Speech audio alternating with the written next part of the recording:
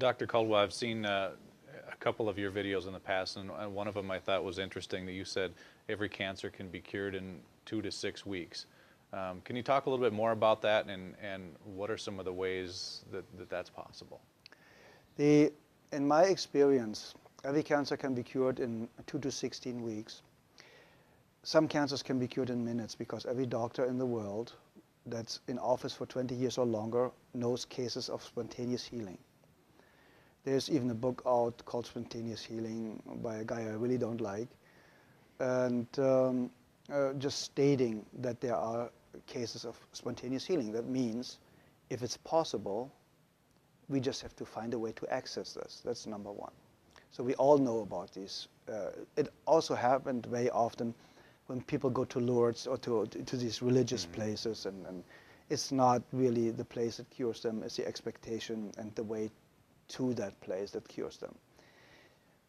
The second, you get rid of acidosis and toxemia. The second, the body gets alkaline and oxygen rich, with juicing a lot of greens like chlorophylls. Everything that's green has a lot of chlorophyll, gives the body a lot of oxygen. Getting your body alkaline with good calcium, with good nutrition, with good trace supplements, trace minerals, will help to alkalize the body. So that means the second you are alkaline, the cancer already stops. It can take a couple of days, a couple of weeks, but it stops.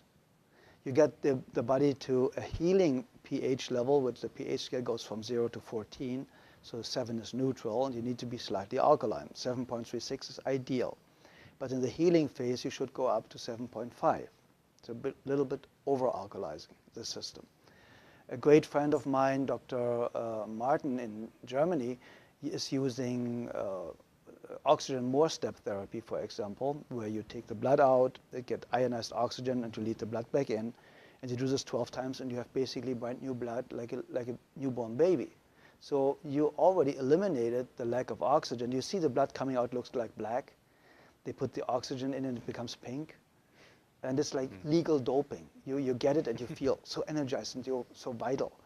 And there are, we know basically with what I used, what my MDs in Europe used is vitamin C injections, intravenous vitamin C injections, 100 cc's a day, 3 times a week. That's what we used in certain cases more often.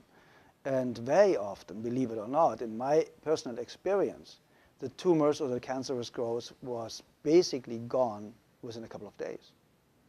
And because vitamin C is so powerful and one of the greatest healers out there, you can fix nearly every heart problem, cardiovascular problem with vitamin C. They want to take it off the market.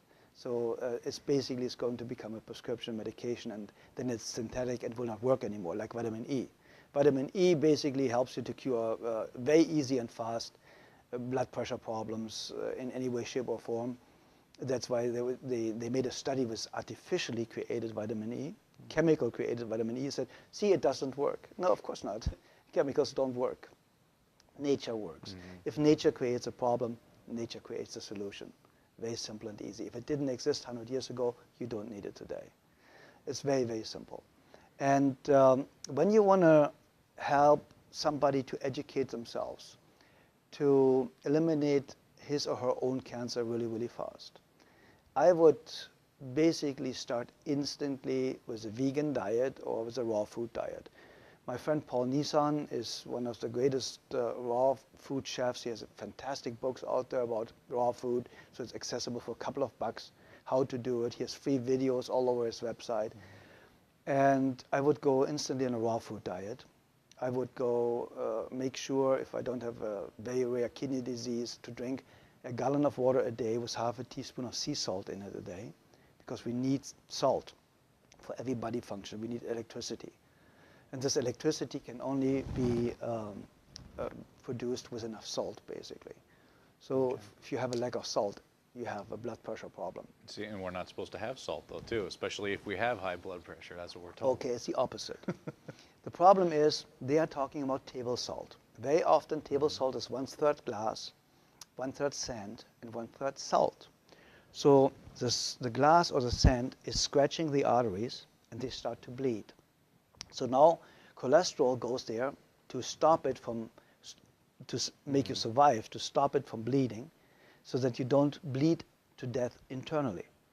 So now they say the cholesterol all of a sudden is the cause of the high blood pressure because it narrows the blood ways. And that's completely absurd because you die of not enough cholesterol. You do not die of too much. There are people with a cholesterol of 600, perfectly healthy, never been sick in their lifetime. So what do you do with a patient in a burn unit? You give them 20 to 25 hard-boiled eggs a day because they know only cholesterol can rebuild brand new healthy cells really, really fast. Nearly 87% of a cell is built from cholesterol. So where does the new cell potential or foundation come from if you have a lack of cholesterol? Everybody should have at least 250 combined cholesterol. And then they tell you LDL and HDL are good and bad cholesterols. It's not even cholesterol. It's a protein that transports cholesterol. So they are too stupid to even narrow it down the right way. So if you look at the facts and if you look what they know and what they don't know, you know that Dr. Gary Null stated it, and a lot of other people. The medical profession, the medical doctor statistically has the shortest lifespan of 56 years of age, the highest abuse rate of alcohol and drugs, the highest suicide rate, only the psychiatrist is higher. And so you go to somebody that has the lowest lifespan, highest suicide rate, highest drug abuse rate, to ask them how to have a healthy, happy, long life. Yeah. I think we should rethink our way of thinking.